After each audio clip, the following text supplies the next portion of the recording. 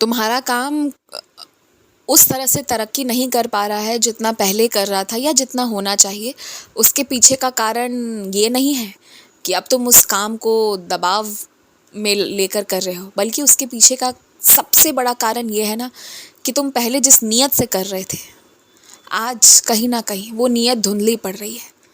पहले जिस अच्छाई के लिए कर रहे थे, उस अच्छाई को भूलकर एक दबाव में चले गए हो और अब मजबूरन कर रहे हो। तो जहाँ पर जो चीज़ें पहले शौक़ थीं और आज वो मजबूरी में परिवर्तित हो गई हैं, तो वहाँ पर परिणाम में भी परिवर्तन आएगा। तो तुम यहाँ पर कुछ नहीं करना है, तुम्हें सब कुछ सिर्फ तुम्हारे बुद्धि का खेल है। अपने दिमाग को सिर्फ घुमाना है और तुम्हें उसे वापस उस अच्छे इंसान के पास लेकर आना है जो अच्छाई के लिए उन कार्य को कर रहा था, ना कि दबाव में आकर कर रहा था। पता है क्या, अगर तुम अपने दफ्तर के काम भी इस भाव से करोगे कि तुम्हारे काम करने के बदले जो तुम्हें तनख्वाह मिलती है उससे तुम बहुत अच्छे से अपने परिवार को जितना सुख हो सके उतना पहुंचाओगे और जिन लोगों को ज़रूरत है उन ज़रूरतों को पूरी करोगे, अगर इस नीयत के साथ तुम काम करने अपने दफ्तर जाओगे ना, तो यकीन मानो वही दीवारें, वही कुर्सी, वही मेज तुम्हें अच्छी लगने लगेंगी। वही परिस्थिति, वही लोग जो आज तुम्हें नकारात्मक लग रहे हैं, सब सकारात्मक लगेगा।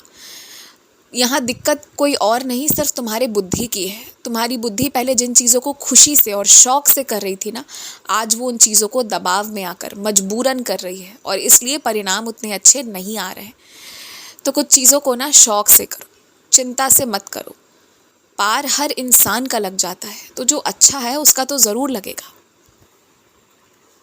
और याद रखना, जो इंसान अच्छाई करता है, अपने कर्म अच्छे करते हैं ना, फिर वो मेरे समक्ष बैठकर घंटों पूजा करे या ना करे, इससे कोई फ़र्क नहीं पड़ता। क्योंकि जिसने मुझे कर्म में याद कर लिया, सोचो कि किस तरह से उसने मुझे अपनी ज़िंदगी में एकदम से अपना लिया है। जो अच्छे कर्म करता है ना, ये समझ लो कि वो मेरे एकदम हृदय में लिपट कर मेरे पास है। तो जो वो करेगा वो तो मेरा सर्वप्रिय रहेगा ना। फिर उससे मुझे क्यों चाहिए कि वो और पाठ करे, वो और चालीसा पढ़े, कुछ ना करे। मन में मुझे रखे और अपने कर्मों में रखे। हर बच्चा बस यही चाहता हूँ मैं। और सुनो, तुम रोया मत करो।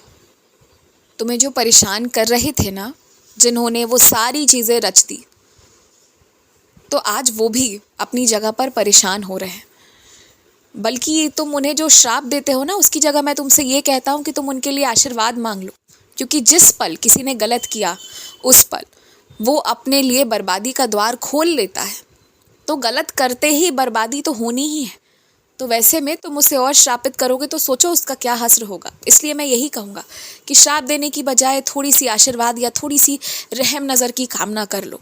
और जो तुम्हें रुलाया है, जिसने तुम्हें समस्या में डाला है, तुम्हें क्या लगता है वो चैन से बैठा हुआ है दूसरी जगह? बाहर से जो दिखता है वो भीतर से सच नहीं होता, ये बात तुम समझ लो। और तुम्हें ज़िंदगी बार बार एक सीख देना चाह रही है जो तुम समझ नहीं रहे और जिसकी बजाय तुम बाकी अन्य सारी चीज़ों को देख रहे हो।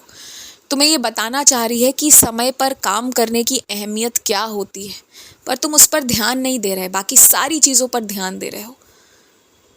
देखो, अगर तुम उन सारे काम को खुद अपनी तरफ से समय पर कर लिए होते तो तुम्हें दूसरों के हवाले बैठना नहीं पड़ता और फिर वो लोग धोखा देने का मौका नहीं मिलता उन्हें। तो कहीं ना कहीं थोड़ी सी गलती तुम्हारी भी है। समय के पाबंद बनो। और मैं तुमसे वादा करता हूँ कि तुम्हें मेरे दर्शन होंगे एकदम सामने खड़े होकर। मैं कैसा दिखता हूँ ये तुम जानना चाहते हो, कैसे मेरी आवाज़ है, सब मैं बताऊँगा। वो खास तुम्हारे लिए होगा, एकदम साक्षात। लेकिन उसके लिए तुम्हें करना कुछ नहीं है, बस एक पल के लिए बिना सच्चे हृदय से पूरा ध्यान मुझ पर अग्रसर कर दो, सिर्फ एक पल के लिए।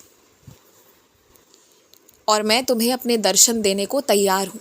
जितने लोग जो भी गलत कर रहे हैं ना, उनकी चर्चा बिल्कुल मत करो।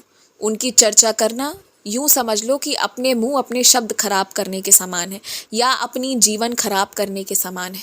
तो मुझे नहीं लगता कि तुम अपनी जीवन खराब करना चाहते हो, इसलिए उनकी चर्चा तुम आज इस पल से नहीं करोगे, ये संकल्प ले लो।